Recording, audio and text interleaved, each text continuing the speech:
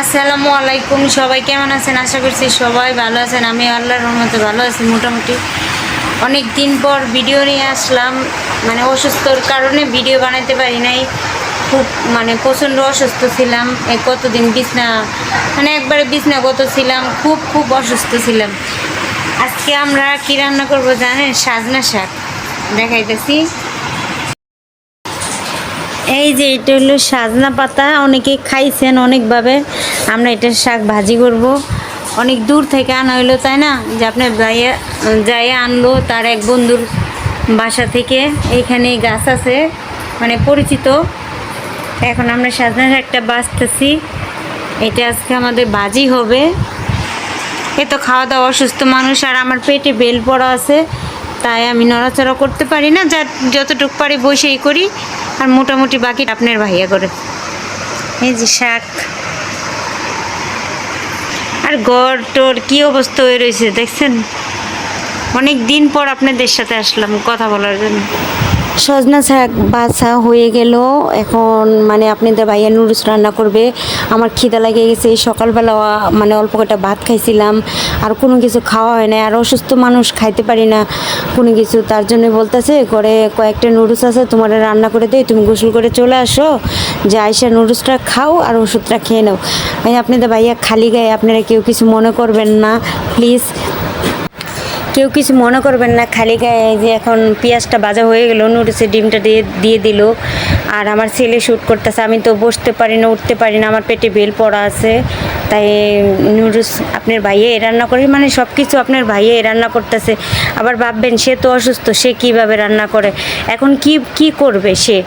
তার বউ তো অসুস্থ, তার কামাই নাই, তার চাকরি নাই, তার বউ অসুস্থ, তার সন্তানটার মুখে তো খাবার তো তুলে দিতে হবে। এইখানে আমাদের সজনা শাকটা সিদ্ধ হয়ে গেল, আর এখানে নুডলস রান্না করতেছে। আর আমি গোসল করে চলে আসছি, শুয়ে আসছিলাম, তাই আমার ছেলে আসলো। একটা মেয়ে মানুষ যখন ঘর গুছাইতে না পারে, দেখেন ঘর বাড়ির কী অবস্থা হয়ে থাকে। দেখছেন আমার পেটে বেল পড়া, আমি খুব খুব অসুস্থ। আমার জন্য সবাই দোয়া করবেন, আমি যেন তাড়াতাড়ি সুস্থ হয়ে যেতে পারি। আমার হাজব্যান্ডরা আমার জন্য অনেক কষ্ট করতেছে। দেখছেন কি অবস্থা, ঘাইমে ঘুমে রান্না করতেছে। ঠিক আছে, গেঞ্জি পরে নাই, কেউ কিছু মনে করেন না, অনেক গরম, সেও অসুস্থ, তার জন্যে গেঞ্জি গায়ে দিতে পারতেছে না। ঠিক আছে, আমাদের জন্য নুডলসটা বাইরে দিল, যে এখন আমরা খাবো। আমি খাচ্ছিও অলরেডি। কি বলবো, আমাদের দুঃখের ইতিহাস। আজকে জানেন বাজারের কিচ্ছু ছিল না ঘরের ভিতরে। আপনাদের ভাইয়া চাউল নিয়ে গেতেছে, ভাত বসাই দিবে। এখানে আবার ছেলে নুডলস খাইতেছে, কিচ্ছু ছিল না। পরে ওর এক বন্ধুর বাড়ি গেল, এখানে পরিচিত, ওইখান থেকে যে সজনা শাক আনলো। আবার বলতেছে কি খাবা, খালি কি শাক দিয়ে ভাত খাওয়া যাবে কি না, যে আমার কাছে টাকা নাই। বলতেছে, আমি বলতেছি সমস্যা নাই, যা আছে তুমি তাই রান্না করো, তাই খাবো। ঠিক আছে, তার সে তো চাকরি বাকরি হইতেছে না। আর এখানে আমিও খাইতেছিলাম আর গল্প করতেছিলাম যে যে তোমাদের অনেক কষ্ট হইতেছে, খাওয়া দাওয়া ঠিক মতো দিতে পারতেছি না, তুমি অসুস্থ মানুষ, তোমার ভালো একটা কিছু খাওয়াইতে পারতেছি না। আমি বলতেছি সমস্যা নাই, তুমি যে আমার রান্না করে খাওয়াইতেছো, ওই যে আমার দূরে দূরে নিয়ে গেতেছো, আমার সব কিছু তুমি করে দিতেছো, তুমি একটা অসুস্থ মানুষ হইয়া, এটাই আমি খুশি। আর এইখানে আমি ওষুধ খাইয়ে নিলাম, খাওয়া দাওয়া শেষ, নুডলস খাওয়া শেষ আমার। আর ওইখানে আপনাদের ভাইয়া হইল গিয়া পেঁয়াজ রসুন এটি ছিলতেছে, আর বলতেছে যে শুটকি মাছের ভর্তা বানাই দিই, অল্প কটা শুটকি আছে, এটা ভর্তা বানাই দিই।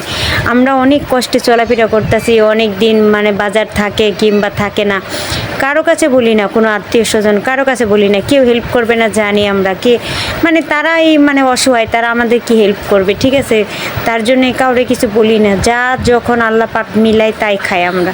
শুধু আমাদের দুইজনের জন্য দোয়া করবেন যেন আমরা ভালো থাকি, এটাই, এইভাবে একসাথে যেন সারা জীবন থাকতে পারি। আর এই যে আমাদের সজনা শাকটা সিদ্ধ হয়ে গেল, এখন মনে হয় বাগার দিবে। আর এখানে অনেক মরিচটাও বাইজা রাইখে দিছে।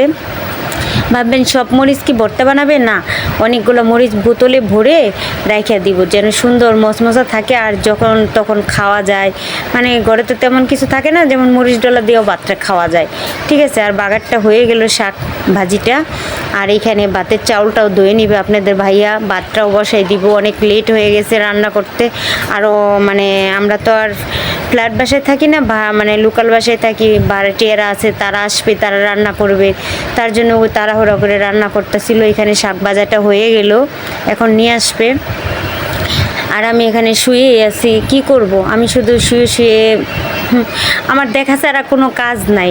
আর এখানে অল্প একটু দুধ ছিল, 1 প্যাকেট, মানে বেশি পাউডার ওষুধ খাইতো, এর জন্য এই দুধ জাল দিতেছে। আর এখানে ছেলে ঘরটা ঝাড় দিল, আর আমি শুয়ে রয়েছি বুবার মতো। কি বলবো বলেন, মানে আমার চোখ মুখ দেখেই তো বুঝতে পারতেছেন যে আমি কান্না কান্না অবস্থায়। মানে আমি যে কবে সুস্থ হবো, ঠিক আছে, আমি যে সুস্থ থাকতাম কত ভালো হইতো। চলে আসলাম রাতের বেলা, অনেকক্ষণ পর চলে আসলাম, মানে এই বিকালে মনে হয় আপনাদের সাথে দেখা হয়েছিল শুয়ে থাকা অবস্থায়।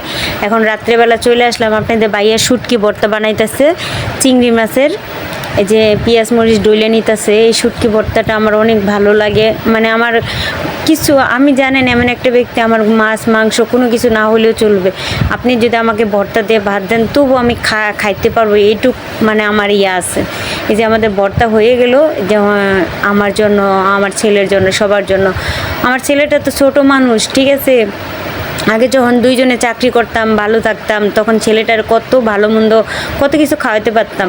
আর এখন আপনাদের ভাইয়া অ্যাক্সিডেন্টের পর আমাদের জীবনটাই এলোমেলো হয়ে গেছে, মানে কি বলবো, ও অসহায় হয়ে গেছে। আর আমি তো নেলদারার সমস্যার কারণে, আমি যদি সুস্থ থাকতাম তাহলে আমি চাকরি করতাম, মানে আমিও পারি না, আমি 1 সেকেন্ড বসে থাকতে পারি না, ভাত খাইতে যায় 10 বার শুবো ওইখানে, মানে এক নলা ভাত খাবো, আবার শুয়ে পড়বো, আবার উঠবো, আবার শুয়ে পড়বো, আবার উঠবো, এই অবস্থা আমাদের।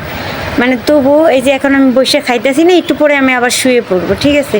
আমার জিজ্ঞেস করতেছে কেমন হয়েছে, আমি বলতেছি ভালো হয়েছে একটু, আর বলতেছে যে খাওয়া দাওয়া তোমাদের কষ্ট, আমি না কোনো কষ্ট নাই, আল্লাহ যা মিলাইছে তাই, এটা তো না মিলাইতে পারতো, এই শাকটাও তো মিলাইতে না পারতো, কিন্তু তুমি তো আনছো অনেক দূর থেকে হাইটা যায়, তুমি অনেক কষ্ট, বলতেছে হাসতেছে। আমি বলি সমস্যা নাই, যে তুমি যা করতেছো আমাদের জন্য এটাই অনেক কিছু, ঠিক আছে। আর আমি, আমার যদি আল্লাহ সুস্থ করে দেয়, আমি যেন সবাইকে, মানে আমার বাচ্চা, আমার স্বামীরে নিয়ে যেন আমি ভালো থাকতে পারি, আমি যেন ভালো থাকতে পারি। সবাই সুস্থ থাকবেন, ভালো থাকবেন, আল্লাহ হাফিজ, আমাদের জন্য দোয়া করবেন।